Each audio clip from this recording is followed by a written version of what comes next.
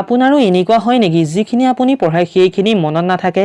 এটা চেপ্টাৰ বাৰে বাৰে পঢ়াৰ পাছতো মনত নৰয় পঢ়াত মনটো নবহে তেনেহলে এই ভিডিঅটো সম্পূৰ্ণকৈ চাওক কাৰণ এই ভিডিঅটোত আপোনালোকক জনাম এই অসুবিধাসমূহৰ বিজ্ঞানসন্মত সমাধানৰ উপায় যিবোৰ নিউয়ৰ্ক দি বেষ্ট সেলিং বুকৰ বেনেডিক্ট কেৰী হাউ উই লাৰ্ণত সন্নিৱিষ্ট আছে যি আপোনালোকে পৰীক্ষাত ভাল ফল লাভ কৰিবলৈ হলে হাৰ্ড ষ্টাডিৰ পৰিৱৰ্তে স্মাৰ্ট ষ্টাডি কৰিব পাৰে স্মাৰ্ট আইডিয়া 1 ৱাটাৰ ইয়ৰ ব্ৰেইন এজোপা গছ ডাঙৰ হোৱাৰ বাবে সপ্তাহত এদিন মাত্ৰ 1.5 ঘণ্টা পানী দিয়াৰ পৰিৱৰ্তে সপ্তাহৰ প্ৰতিদিনে 5 মিনিটকৈ পানী দিলে বেছি লাভদায়ক হয় দিনটোত এবাৰতে 3 মাইল দৌৰাতকৈ দিনটোক 3 ভাগত ভাগ কৰি প্ৰতিবাৰতে 1 মাইলকৈ দৌৰিলে স্বাস্থ্যৰ বাবে বেছি লাভদায়ক হ'ব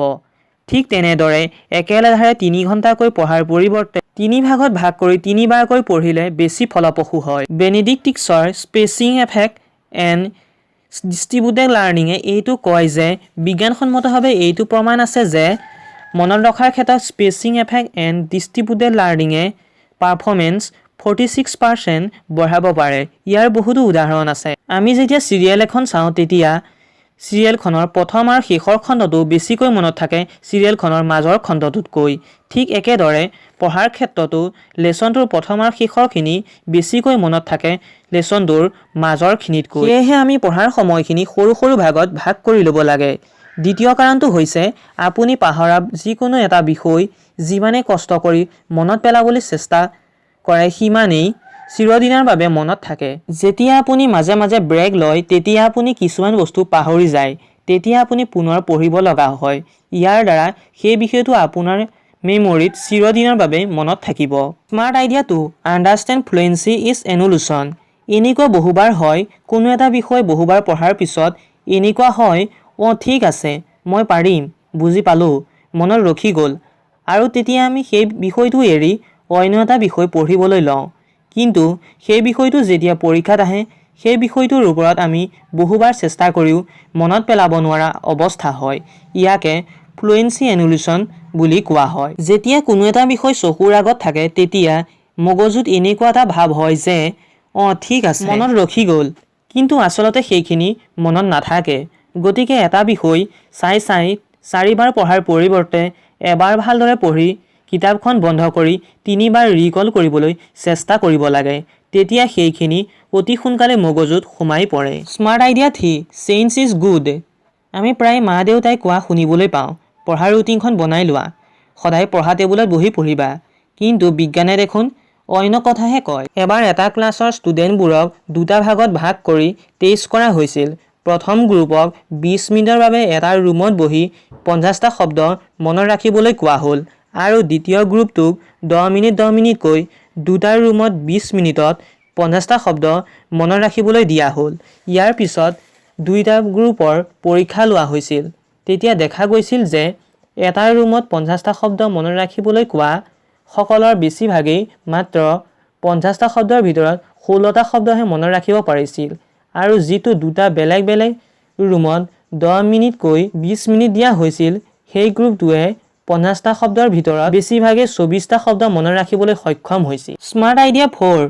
টেষ্ট টিচ এণ্ড মিক্স আমি বহু বিষয় পঢ়োঁ কিন্তু ইয়াৰ বেছিভাগ বিষয় অতি সোনকালে পাহৰি যাওঁ ইয়াক আমি কভাৰ কৰিবলৈ প্ৰত্যেকটো বিষয়ৰ ওপৰত মাষ্টাৰিয়েন কৰিব লাগিব যাৰ বাবে আমি 3টা ষ্টেপ ফলো কৰিব লাগিব টেষ্ট টিচ এণ্ড মিক্স সকলোতকৈ আগত আছে টেষ্ট অৰ্থাৎ আপুনি কিবা এটা বিষয় পঢ়িলে লগে লগে আপুনি নিজকে পৰীক্ষা ল'ব লাগিব কিতাপখন বন্ধ কৰি নাইবা কিতাপখন অন্য ঠাইত থৈ নিজকে প্ৰশ্ন কৰা আৰম্ভ কৰিব লাগিব যেনে আমুক মানে কি আছিল ইত্যাদি এনে ধৰণৰ নেক্সট ষ্টেপটো হৈছে টিচ অৰ্থাৎ আপুনি পঢ়াৰ বিষয়টো আনৰ লগত আলোচনা কৰিব লাগে হয়তো আপোনাৰ ভাইটিও হ'ব পাৰে ভণ্টিও হ'ব পাৰে নাইবা আপোনাৰ বন্ধুও হ'ব পাৰে এতিয়া আহিছোঁ থাৰ্ড অৰ্থাৎ ফাইনেল ষ্টেপটোৰ বিষয়ে ফাইনেল ষ্টেপটো হৈছে মিক্স অৰ্থাৎ আপুনি যিটো লেসন পঢ়িছে সেই লেসনটোৰ শেষৰ ফালে থকা কুৱেশ্যনবোৰ কৰিবলৈ চাব লাগে নাইবা কিছুমান কুৱেশ্যন নিজে বনাই হ'লেও সেইসমূহ কৰিবলৈ চাব লাগে যদি আপুনি সেইসমূহ কৰিব পাৰিছে তেতিয়া আপুনি বুজিব যে বিষয়টো আপুনি ভালকৈ বুজিব পাৰিছে বা মনত ৰাখিছে স্মাৰ্ট আইডিয়া 5 স্লিপ প্লাছ নেড এদিন এটা ক্লাছৰ ষ্টুডেণ্টবোৰক ভাগ কৰি এটা টেষ্ট লোৱা হৈছিল দুয়োটা গ্ৰুপক একে বিষয় এটা একে সময় পঢ়িবলৈ দিয়া হ'ল ইয়াৰে এটা গ্ৰুপক নেট অৰ্থাৎ খন্তে সময় শুবলৈ দিয়া হ'ল আৰু আনটো গ্ৰুপক নেট ল'বলৈ দিয়া নহ'ল কিন্তু যেতিয়া ফলাফল ঘোষণা কৰা হ'ল তেতিয়া দেখা গ'ল যে নেপ লোৱা গ্ৰুপটোৱে নেপ নলোৱা গ্ৰুপতকৈ ভাল ফলাফল দেখুৱাবলৈ সক্ষম হৈছে বহুতো বৈজ্ঞানিকৰ মতে এয়ে যে যেতিয়া টোপনি যোৱা যায় তেতিয়া